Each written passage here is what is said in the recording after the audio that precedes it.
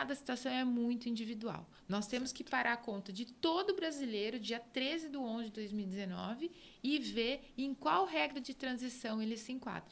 Tá? E são 5 regras. Porque muita gente acha, mas eu tinha direito adquirido lá em 2019, não fiz o pedido, vou pedir agora, eu vou receber tudo, né? Não, você não vai. Mudando, inclusive, a fórmula de cálculo também, que, na minha opinião, ela piorou em alguns casos, tá? Era uma regra que você precisava ter um tempo de contribuição mínima, independente da idade, e eu conseguia falar, olha, você vai se aposentar daqui tanto tempo. Olá, meu nome é Max, seja bem-vindo a mais um episódio da Central do Direito. Hoje vamos falar sobre um tema que muita gente acompanha com dúvida, expectativa e até frustração, a aposentadoria por tempo de contribuição. Com as mudanças trazidas pela reforma da Previdência, muita coisa mudou. Não existe mais aposentadoria por tempo de contribuição como era antes. Surgiram novas regras, pontos e cálculos que confundem até quem contribuiu a vida inteira. Olá, eu sou Priscila Pinheiro e para esclarecer tudo isso, recebemos novamente aqui no canal da Central do Direito a doutora Priscila Tomás Bortolotti. Ela é especialista em direito previdenciário, com 24 anos de atuação no regime geral de previdência social, mantém escritório próprio, onde realiza pessoalmente o atendimento direto de seus clientes, pois preza muito pelo atendimento acolhedor. Ela já foi presidente da Comissão de Direito Previdenciário da OAB Limeira e atualmente está na diretoria, como secretária adjunta da OAB Limeira. Além disso, é coautora do livro Empreendedoras da Lei, que reúne grandes nomes femininos do direito em São Paulo. Seja muito bem-vinda à Central do Direito, doutora Priscila. Olá, muito obrigada pela recepção maravilhosa, mais uma vez, aqui da Central do Direito. Obrigada, doutora Priscila, obrigada, Marcos. E vamos seguir, né, com mais informação social. Doutora, sempre um prazer ter você aqui. Muito obrigada. Começando com o assunto do tema, né? O que era aposentadoria por tempo de contribuição antes da reforma acontecer? Era uma delícia. Aposentadoria por tempo de contribuição antes da reforma era uma delícia, porque era uma regra e eu conseguia falar para a pessoa. Era uma regra que você precisava ter um tempo de contribuição mínima, independente da idade, e eu conseguia falar, olha, você vai se aposentar daqui tanto tempo, ou não dá ainda para você se aposentar, né? Então, nós tínhamos 2 situações. O homem tinha que ter, no mínimo, 35 anos de contribuição, independente da idade, e a mulher, 30 anos de contribuição, independentemente da idade, né? Então, para o cálculo, como que era feito o cálculo dessas aposentadorias? A gente pegava uma média de 80% das maiores contribuições de julho de 94 até a data do requerimento. Por que julho de 94? Porque foi quando a moeda foi convertida para real, tá? Pegava a média desses salários de contribuição, 80%, tá? Podia descontar 20% das menores contribuições, o que favorecia as pessoas.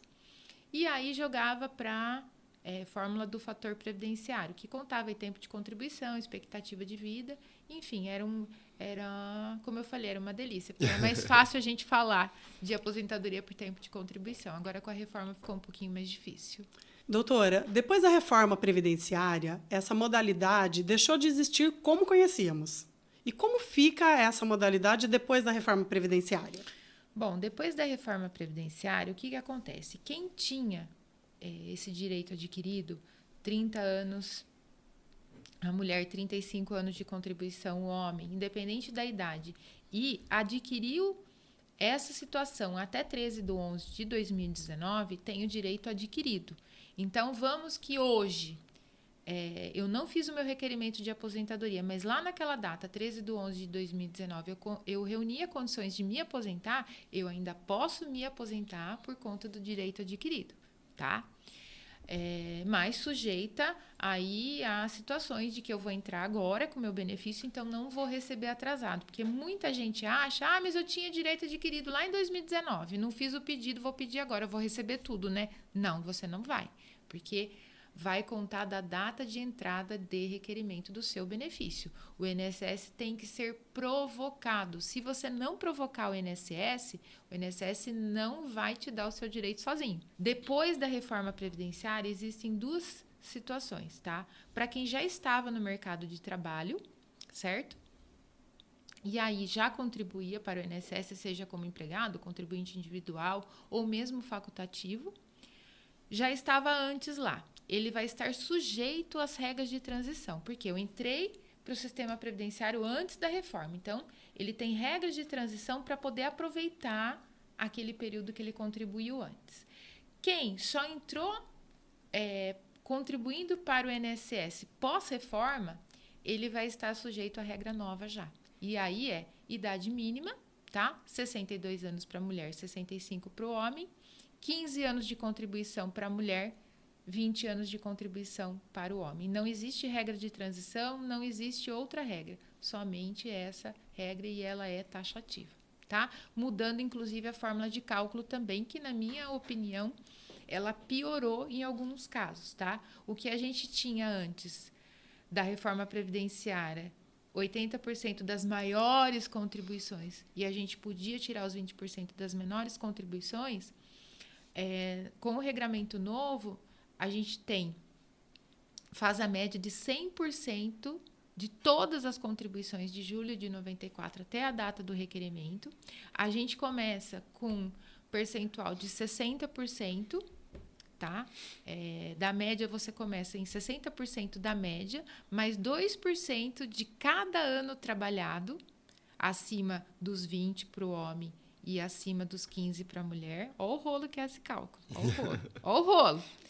E aí, e tem regra ainda, por exemplo, a de pedágio de 50%, que você aplica fator previdenciário. Então, é difícil fazer cálculo, mas assim, cada situação, como eu falei para vocês aqui, cada situação é muito individual. Nós temos que parar a conta de todo brasileiro, dia 13/11/2019, e ver em qual regra de transição ele se enquadra, tá? E são 5 regras. Exatamente o ponto que eu ia chegar, doutora. Esticando um pouco mais nisso, a doutora mencionou as regras de transição. Quais são elas? Como elas funcionam? Aí você tá me apertando. Vamos lá.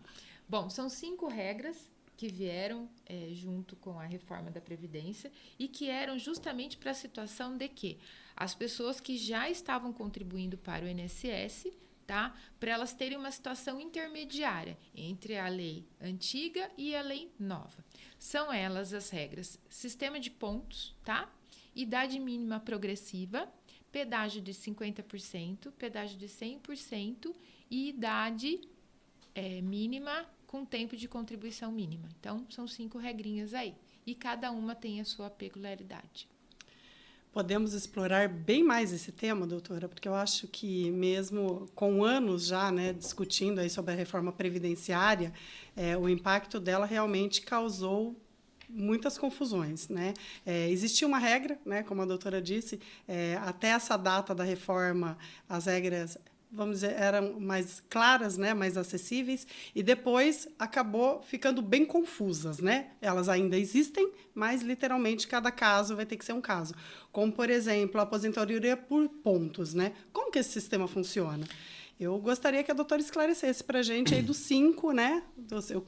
Aproveitando seu conhecimento aí, para que a nossa audiência entendesse mais sobre esse assunto. Olha, tinha uma regra antes da reforma, que era 85/95, que quem atingia a soma de idade e tempo de contribuição para a mulher 85, para o homem 95, conseguia 100% do salário de contribuição, tá? Do salário de benefício. Hoje não existe mais essa regra. Então, o sistema de pontos mudou um pouquinho. Então, como que funciona hoje o sistema de pontos para 2025? É importante que você tenha que ter em mente que para eu, mulher, esse ano, 2025, é necessário 92 pontos para a mulher, 102 pontos para o homem, tá? E essa pontuação, ela aumenta a cada ano 1 ponto por ano, até a gente chegar aí em 100 pontos para a mulher, 105 para o homem, tá? E como que funciona? Primeira coisa, eu tenho que ter, no mínimo, se mulher, 30 anos de contribuição. Veja, ainda a gente está vindo com os 30 anos de contribuição da mulher, 35 para o homem, tá? E aí, eu somo a minha idade com esse tempo de contribuição. Atingir 92 pontos, eu posso me aposentar, tá? ou, se for o homem, eu já tenho 35 anos de contribuição, somando a minha idade. Se eu atingir 102 para 2025, posso me aposentar. Para o ano que vem, 93 para a mulher, 103 para o homem, e assim sucessivamente, até a gente chegar em 100 para a mulher, 105 para o homem. Mas é importante que as pessoas acham, se eu tenho, vamos supor, 28 anos de contribuição, sou mulher, com a minha idade eu somo, dá 92, por que eu não me aposento? Porque você não atingiu o tempo mínimo de contribuição, que é 30 anos, certo? Ok. Então, é isso. Justo, tem que atingir o mínimo também. Considerando todas as regras de transição, né? Existe uma idade mínima, padrão para todas elas? Idade mínima? Isso. Olha, com o regramento novo, a idade mínima se tornou 62 anos para mulher, 65 para o homem, tá? Mas existe uma regra de transição chamada a regra da idade mínima, certo? Para este ano, a idade mínima da mulher se aposentar, 59 anos, para o homem, 64. Esse percentual, esse regramento, ele aumenta 6 meses para cada ano, tá? Até a gente atingir os 62 e até a gente atingir os 65. Como que funciona na prática? Para 2025, como eu falei, para a mulher 59, tá? Idade mínima 59. Tenho 30 anos de contribuição, atingir a idade mínima para 2025, que é 59, posso me aposentar. Eu não preciso esperar até os 62, tá? O ano que vem, como eu já falei, vai aumentar 6 meses. O ano que vem, 56 anos e meio para a mulher, 64 anos e meio para o homem. E assim sucessivamente, até a gente igualar 62 e 65. Certo. Um pouquinho complicado, né? Por isso que é muito importante os esclarecimentos, porque eu acho que quanto mais a gente disseminar essa informação, mais esclarecedor fica, porque realmente a reforma ela trouxe regras que elas ficaram muito complexas, né, nos seus cálculos. E outra, né? Eu não sei se está aparecendo aqui no vídeo, mas os cabelos ficaram brancos da previdenciarista, tá? Os previdenciaristas piram, porque tudo isso, gente, demanda de muito cálculo, muito conhecimento, tá? A doutora citou 5, né? E aí nós esclarecemos 2. Estou correta? Uhum. Podemos avançar e esclarecer as 5? Claro, podemos. Por favor. Então, vamos lá. Nós temos uma regra de transição, que é do pedágio de 50%. Essa regra também ela é bem simples, e por isso que eu falei para vocês que vai da situação individual de cada um.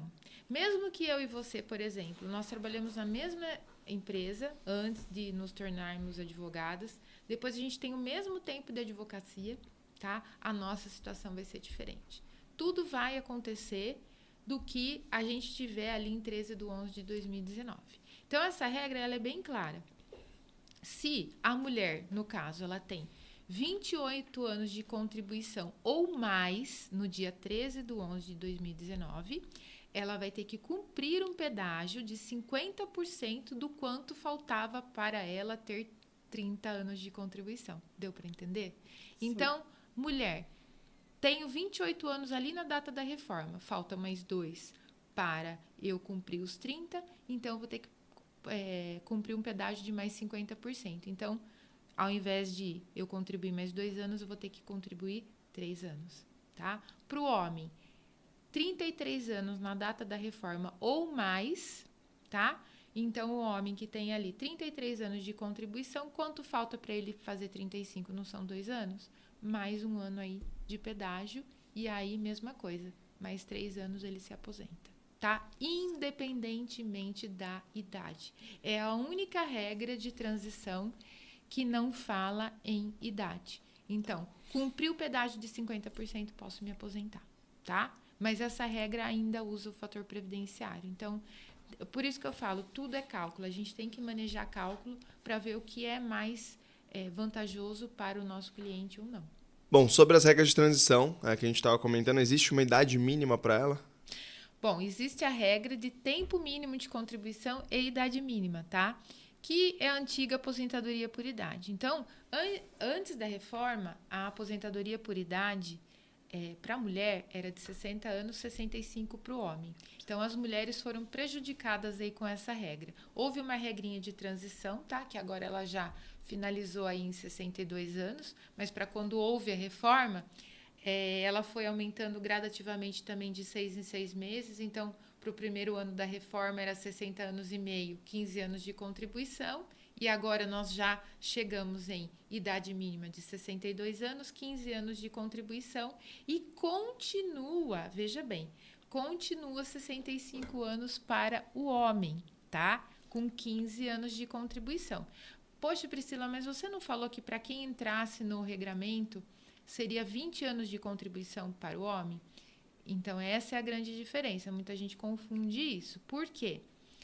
Eu estava já no regramento, já estava contribuindo antes da reforma e eu continuo seguindo os 15 anos mínimos de contribuição.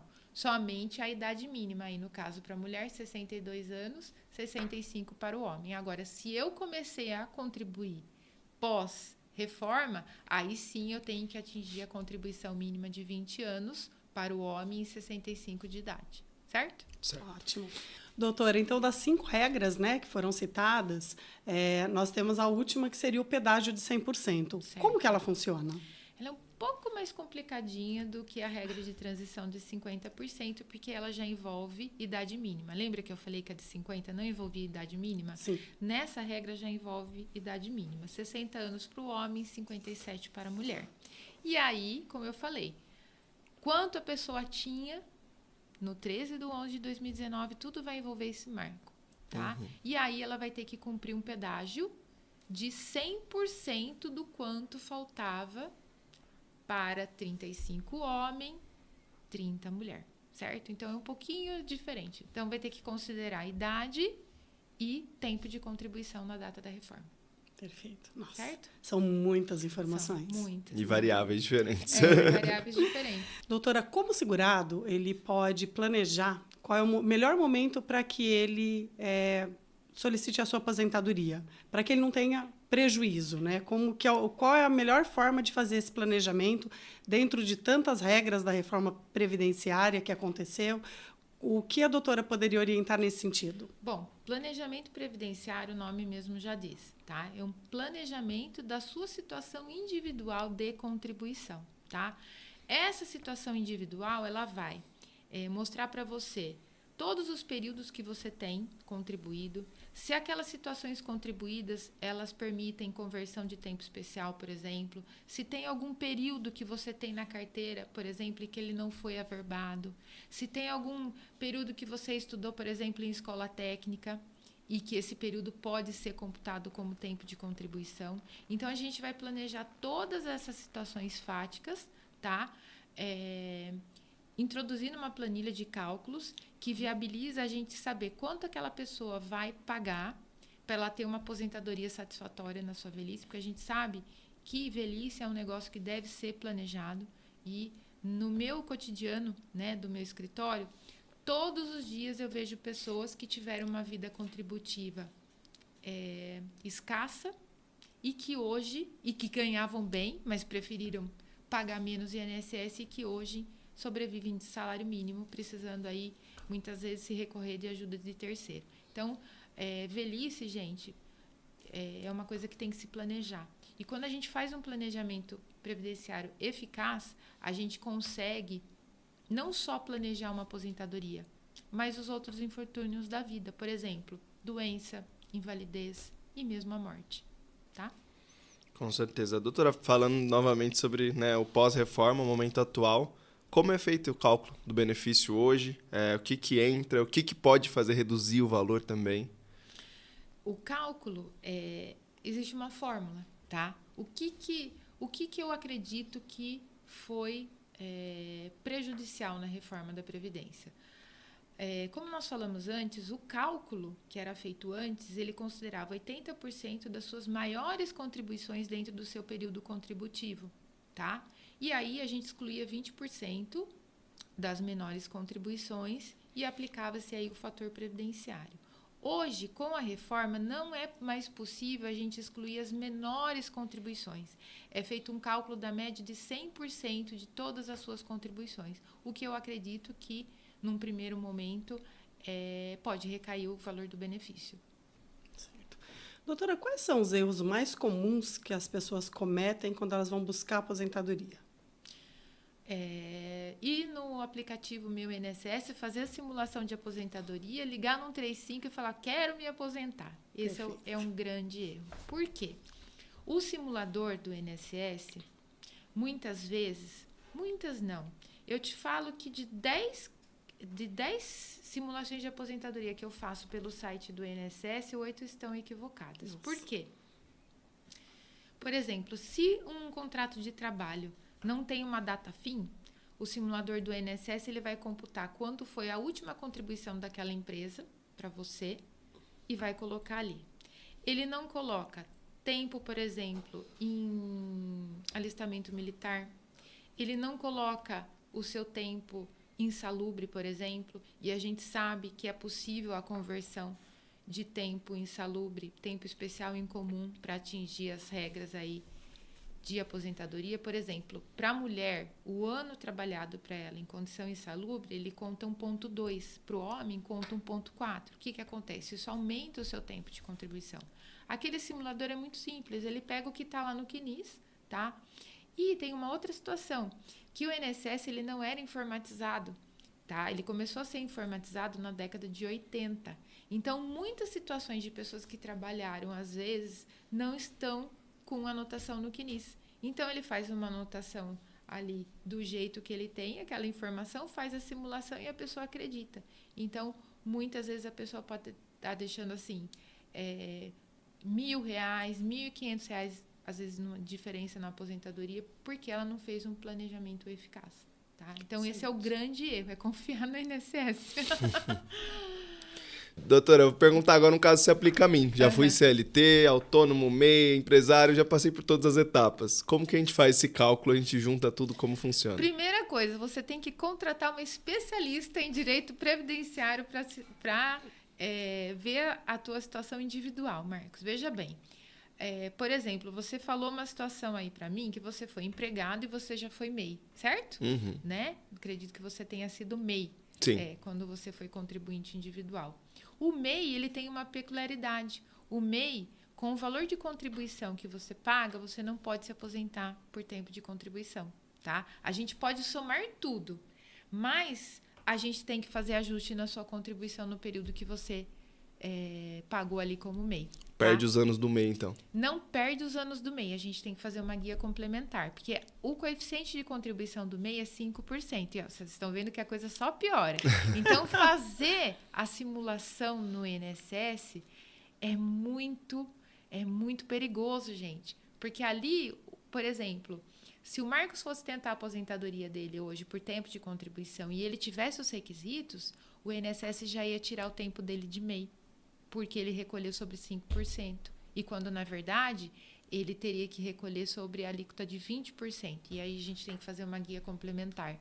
Então, é muito perigoso fazer um pedido de aposentadoria sem uma assistência especializada, tá? E, nesse caso, poderia, sim, somar tudo, tá? Justo. Tempo de serviço público, inclusive, tá? Mas aí, mediante uma CTC, e a gente pode falar num outro momento sobre essa averbação de serviço público, porque os regimes se compensam.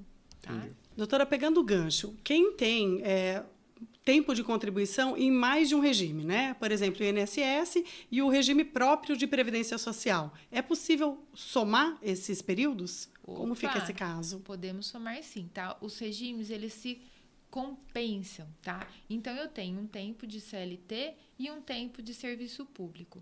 Se eu quero trazer o período de serviço público para o INSS, eu posso, e do INSS para o serviço público também, tá? É emitido um documento chamado Certidão de Tempo de Contribuição.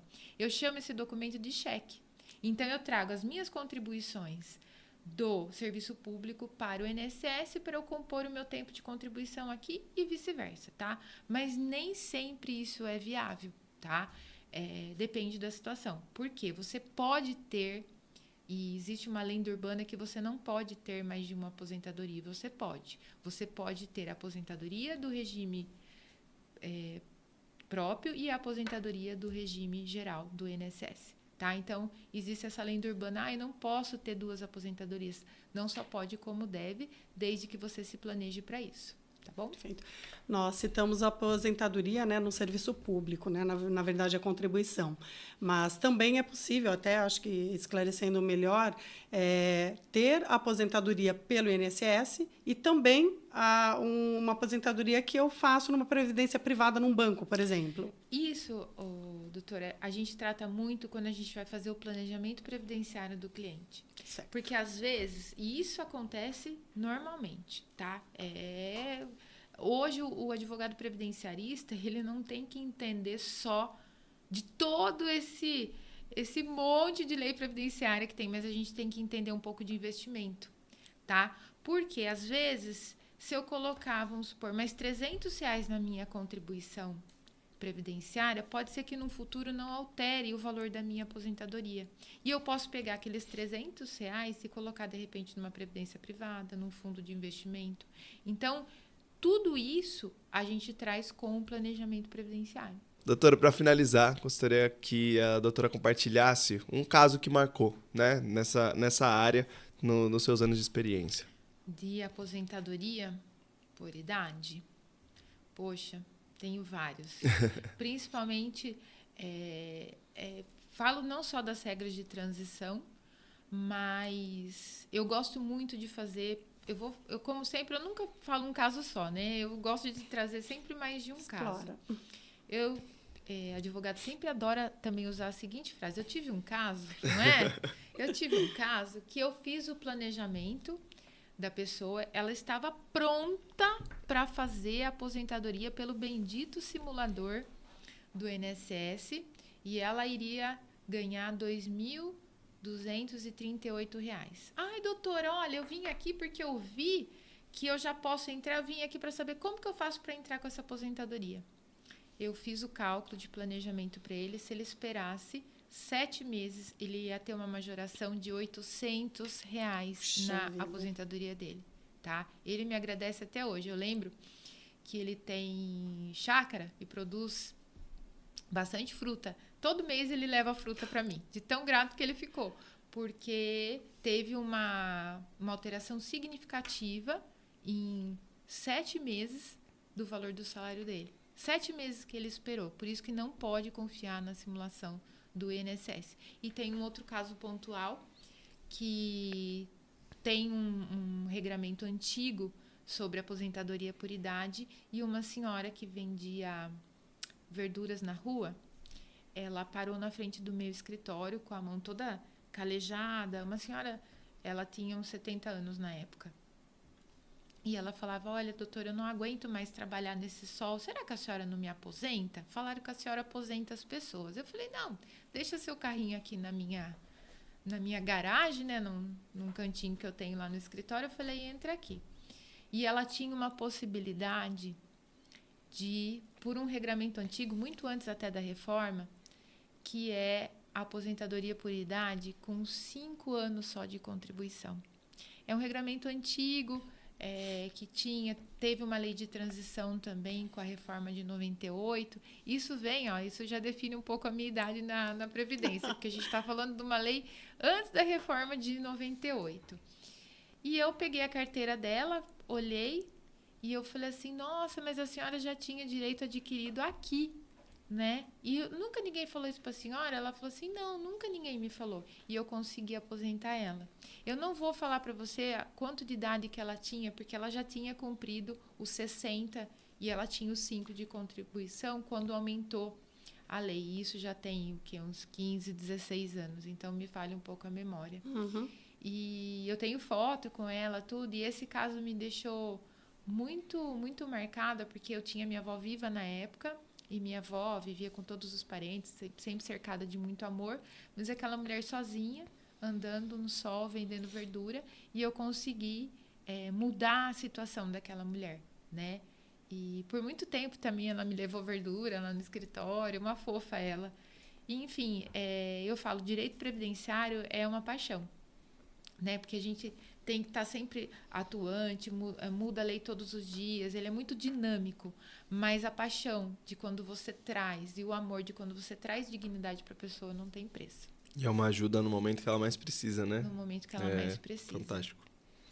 Doutora, né, e meio que concluindo já, mas algo muito comum na área previdenciária é sobre o período que a pessoa, né, a doutora citou aí, essa senhora que vendia verduras. A gente tem muitas pessoas também que por anos trabalharam ali na informalidade no rural. A orientação, então, é procurar um profissional, contar toda a sua trajetória profissional para que esse profissional, então, consiga orientar da melhor forma possível. Essa é a melhor... Eu falo que a velhice, ela é muito mais vulnerável do que a infância, né? Porque quando nós somos bebês, somos crianças, nós temos os cuidados dos pais, né? Dos parentes mais próximos. Nenê é fofinho, não é verdade? Nenê é fofinho, mas eu presencio muitas cenas tristes no meu escritório. De senhores que cuidaram, de repente, da família toda e hoje eles são muito vulneráveis e também são alvos fáceis até de golpes, né? Então, essa pessoa ela tem que estar bem instruída, ela tem que ter um familiar atrás dela, ela tem que ter um profissional ético atrás dela também, né? Para dar um melhor resultado para ela e, com certeza, ela ter uma situação digna na velhice. Excelente. Doutora Priscila, mais uma vez, obrigada pelo seu comparecimento aqui no canal da Central do Direito, compartilhar com a gente todo esse conhecimento. A dica que eu deixo para a nossa audiência é assim, volte, revise todo esse conteúdo, vai pausando, volta, assim, porque foi uma verdadeira aula que a gente teve em relação às alterações da Previdência Social, né, da reforma previdenciária.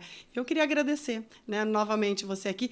Já vou emendar com um convite para voltar. Eu acho que tem muita coisa para a gente falar sobre o assunto de previdência, né, do direito previdenciário.